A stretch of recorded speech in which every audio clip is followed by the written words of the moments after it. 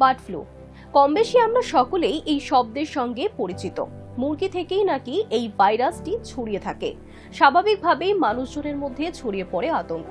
সম্প্রতি bird flu নিয়ে ফের ছড়িয়েছে আতঙ্ক। চেন্নাইয়ের এক সপ্তাহের মধ্যে প্রায় ১৫০০ কাকের হঠাৎ মৃত্যু নতুন করে আলোচনায় এনে দিয়েছে বার্ড ফ্লু। পরীক্ষায় নিশ্চিত হয়েছে এটি বার্ড ফ্লুই। ঘটনাটি শুধু তামিলনাড়ুর মধ্যেই কিন্তু আর সীমাবদ্ধ নেই। বিজ্ঞানীদের আশঙ্কা, বিশ্বজুড়ে যে হারে এই ভাইরাস ছড়িয়ে পড়ছে এবং রূপ বদল করছে, তাতে ভবিষ্যতে মানব স্বাস্থ্যের জন্য বড় বিপদের ইঙ্গিত লুকিয়ে রয়েছে।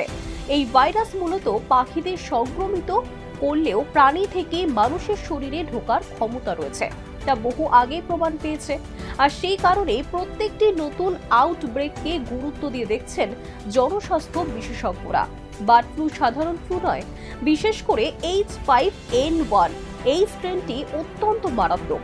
পাখিদের মধ্যে এই ভাইরাস দ্রুত ছড়িয়ে পড়ে এবং ব্যাপক মৃত্যুর কারণও হয়ে থাকে। কিন্তু সমস্যা সেখানেই শেষ নয়। এই ভাইরাস প্রজাতি বদলে সংক্রমণ ঘটাতে পারে। পোল্ট্রি, গবাদি পশু হয়ে মানুষের শরীরেও ঢুকতে পারে। ভারতে গত কয়েক বছরে ঝাড়খণ্ড, মহারাষ্ট্র, অন্ধ্রপ্রদেশ, কেরল, তেলেঙ্গানা এবং তামিলনাড়ু সহ একাধিক রাজ্যে পোল্ট্রিতে সংক্রমণ ধরা পড়েছে। একই সঙ্গে আফ্রিকা, ইউরোপ এবং আমেরিকায় বন্যপ্রাণীর মধ্যেও ব্যাপক ক্ষয়ক্ষতি হয়েছে। এর মানে H5N1 আর বিচ্ছিন্ন কোনো রোগ নয়, এটি এখন বিশ্বজুড়ে সক্রিয় এক ভাইরাল হুমকি। বিশ্ব স্বাস্থ্য সংস্থা তথ্য অনুযায়ী ২০০৩ থেকে ২০২৫ সালের ডিসেম্বর পর্যন্ত ২৫টি দেশে মোট ৯৯৩ জন মানুষ এই ভাইরাসে আক্রান্ত হয়েছেন, যার মধ্যে ৪৭৭ জনের মৃত্যু হয়েছে, অর্থাৎ মৃত্যু হার প্রায় ৪৮%, যা কোনো সাধারণ ফ্লু ভাইরাসের তুলনায় অনেকটাই বেশি।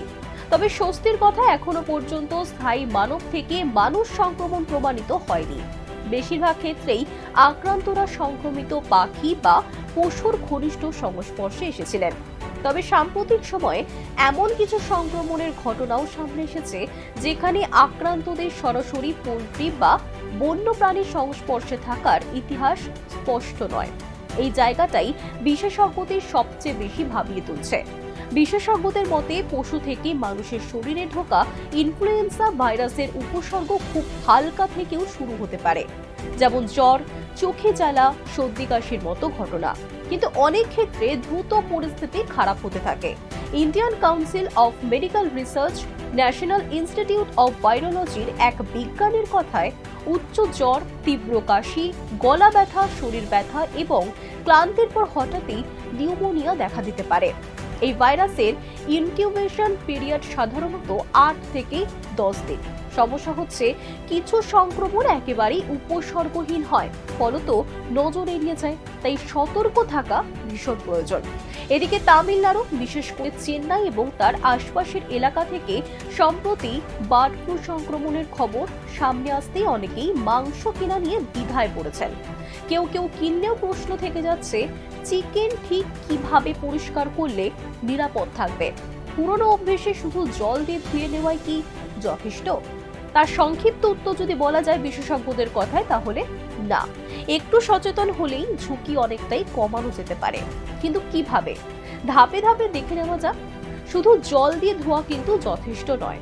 একসময় কাঁচা মাংস কলের জলে ধুয়ে নেওয়াই পরিষ্কার বলে ধরে নেওয়া হতো, কিন্তু আধুনিক গবেষণা বলছে এতে চোখে দেখা রক্ত বা চর্বি গেলেও ক্ষতিকর জীবাণু কিন্তু থেকেই যায়। প্যাকেটজাত কাঁচা চিকেনে বিশেষ করে ব্যাকটেরিয়া থাকতে পারে। এগুলি সাধারণ জল দিয়ে ধুলেই কিন্তু নষ্ট হয়ে যায় না।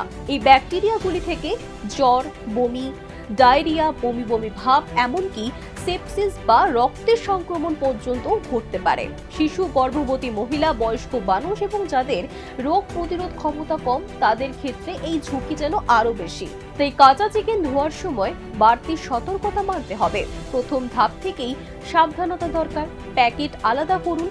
চিকেনের প্যাকেটে অনেক সময় জীবাণুও থাকে, তাই ব্যবহার করার আগে অবশ্যই সতর্ক থাকুন।